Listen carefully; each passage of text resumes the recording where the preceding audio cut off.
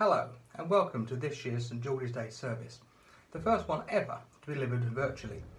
Thank you for giving up your time to be with us online. But why are we here? Every year we gather together to celebrate St George's Day, but what's the point? I doubt any of us joined the Scouts because we wanted to take part in St George's Day service, even a virtual one. The answer, of course, can be found here. Scouting for Boys, the book written by Robert Baden-Powell that inspired the whole Scout movement. Although it was written over 100 years ago, so much of it is still relevant today. Let's find out a bit more. The Pretty Random Life of Robert Baden-Powell. He was born in 1857 and was the 8th of 10 children. Although Baden-Powell didn't excel at school, he did grow up to be 5 foot 6 inches tall. 5'7" when wearing his hat. His moustache of choice was the chevron. he didn't trust men who waxed their moustaches. Maybe this is down to one of his encounters whilst working as a spy. He wrote a book about those adventures. In fact, he wrote over 30 books and provided all the drawings. The most popular of these books was Scouting for Boys, which would become one of the best-selling books of all time. You'd think that with all of his fame and fortune, it'd go to his head. But he never took a penny from these sales. Instead, donating all his royalties to the Scouts organisation. He was 50 years old when he created the Scouts, which today has over 40 million members. It was during his successful defence of Mafeking, South Africa, that the idea came to him. He was impressed by how well the cadets responded to challenge. He believed that outdoor adventures formed character, giving young people the confidence and skills for a productive and happy life. Speaking of happy lives, he met his wife Olaf on an ocean liner, and they tied the knot 7 months later. And coincidentally, Olaf shared the same birthday as Robert Baden-Powell. February 22nd, Founders Day.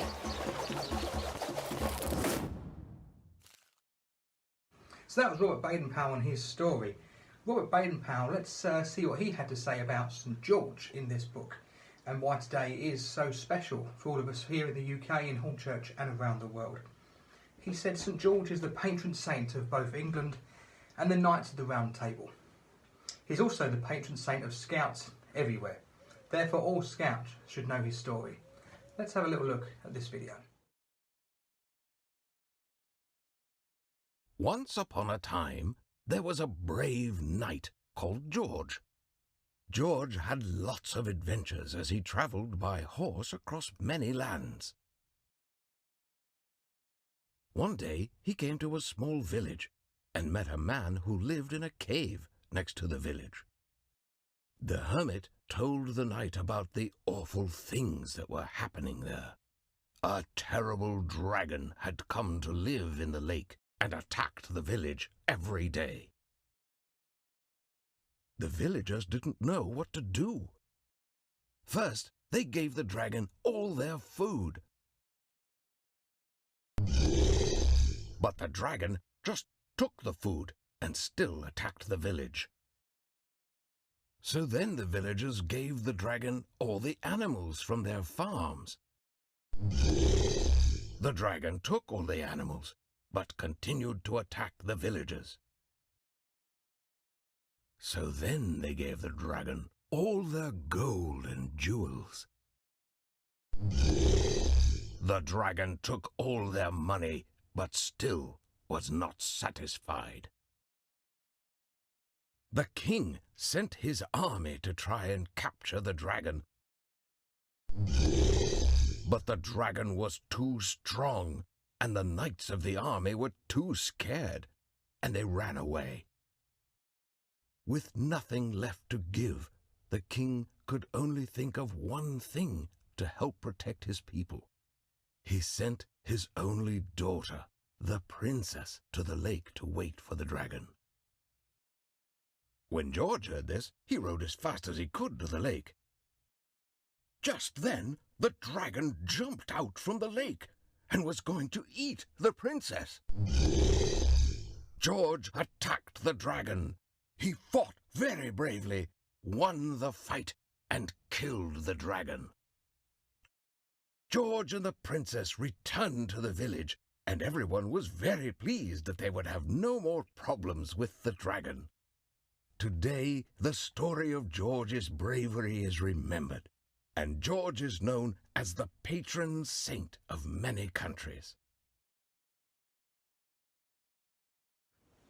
St George was typical of what a scout should be. When faced by difficulty or danger, however great it appeared, even in the shape of a dragon, he did not avoid it or fear it, but went at it with the power he could. That is exactly how a scout should face difficulty or danger, no matter how great or terrifying it may appear. They should go at it boldly and confidently, using every power they can to try and overcome it. And the probability is that they will. St George's Day is April the 23rd, and on their day and the nearest Sunday to it, scouts all round the world remind themselves of their promise and law. Not that Scout ever forgets either, but on St George's Day we make a special point of thinking about them. So there you go, 113 years old, but still relevant today. Baden-Powell called our organisation the Scout Movement because we keep moving and developing while keeping the traditions and values that make our organisation so special. This year is even more relevant as we've adapted our usual service into a shorter online version. And of course, as we sit at home to watch this version, we're all battling our own dragon in the form of coronavirus. And like St George in the story, if we go at it boldly, we will overcome. We will get over the difficulties and the sun will shine again. First of all, I'm delighted to hand over to our District Vice President, Mrs Linda Thorogood, who will announce some well-deserved long service awards. Linda. On behalf of the Chief Scout, I'm delighted to announce the following long service awards. For 15 years, we have Mark Duffy, Mark Scrace and Jonathan Sisman.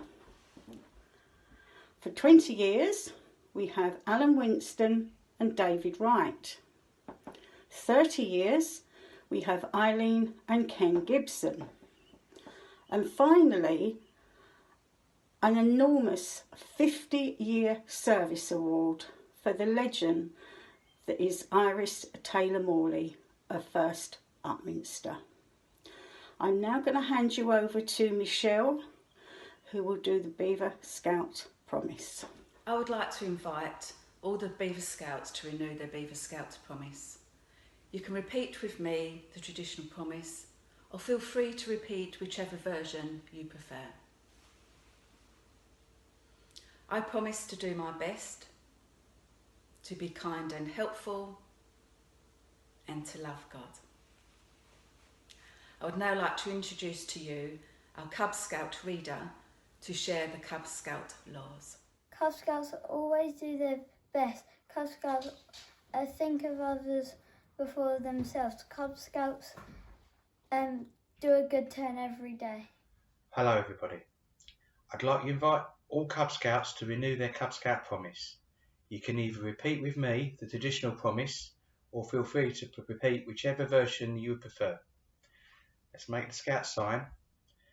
I promise that I will do my best to do my duty to God and to the Queen, to help other people and to keep the Cub Scout law. Thank you. And it's on to the Scout reader for the Scout laws. A Scout is to be trusted. A Scout is loyal. A Scout is friendly and considerate. A Scout belongs to the worldwide family of Scouts. A Scout has courage in all difficulties. A Scout makes good use of time and is careful of possessions and property. A Scout has self-respect and respect for others. I would like now to invite all Scouts, Explorer Scouts, Scout Network members, leaders and Scout Active Support members to renew their Scout promise. You can either repeat with me the traditional promise or feel free to repeat whichever version you prefer. Let's make the Scout sign. On my honour, I promise that I will do my best, do my duty to God and to the Queen, to help other people and to keep the Scout law. And now, to get you all thinking, here's a moral story read by one of our Explorer Scouts. Thank you. This reading is taken from the book Like the Flying River by Paulo Coelho. The pencil maker took the pencil aside just before putting him into the box. There are 5 things you need to know, he told the pencil, before I send you out into the world. Always remember them and never forget, and you'll become the best pencil you can be. 1. You'll be able to do many great things, but only if you allow yourself to be held in someone's hand. 2. You'll experience a painful sharpening from time to time, but you'll need it to become a better pencil. 3. You'll be able to correct any mistakes you might make. 4. The most important part of you is what's inside. 5. On every surface you are used to, you must leave your mark. No matter what the condition, you must continue to write. The pencil understood and promised to remember, and went into the box with purpose in its heart.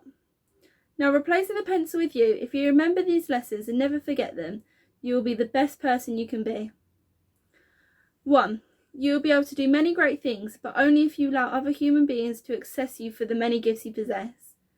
2. You will experience a painful sharpening from time to time by going through various problems in life, but you'll need it to become a better and stronger person. 3. You'll be able to correct any mistakes you might make, so do not be afraid of making mistakes. 4. The most important part of you will always be what's inside. What you think and feel is more important than how you look. 5. On every surface you walk through, you must leave your mark. No matter what the situation, you must continue to do your duties.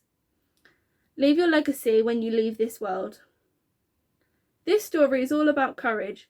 In these strange times, may we give special thanks to all those whose courage is allowing us to stay safe, including teachers, supermarket workers, the emergency services and other key workers, but especially the true heroes of the NHS who are working so hard to protect us all and our relatives. Also, may we have the courage to tackle the situation in which we now find ourselves in. Better times will come and the sun will shine again. And now to finish, it's back to Dean Jeffries. Thank you for that reading, and can I thank everyone who's contributed to today's service and for sharing their thoughts and reflections. It's been strange doing this virtually. It's not quite the same about looking forward and seeing 800 smiley, happy faces at Emerson Park School. But we'll be back next year, and we look forward to seeing you there too. And Scouting will return in due course as well in physical form. In the meantime, please carry on doing lots of virtual activities, taking part in badges, camps, sleepovers and fun at home. Stay in touch with your Scouting family, and we will all come back together again in due course. The sun will shine again. Take care. We'll see you soon.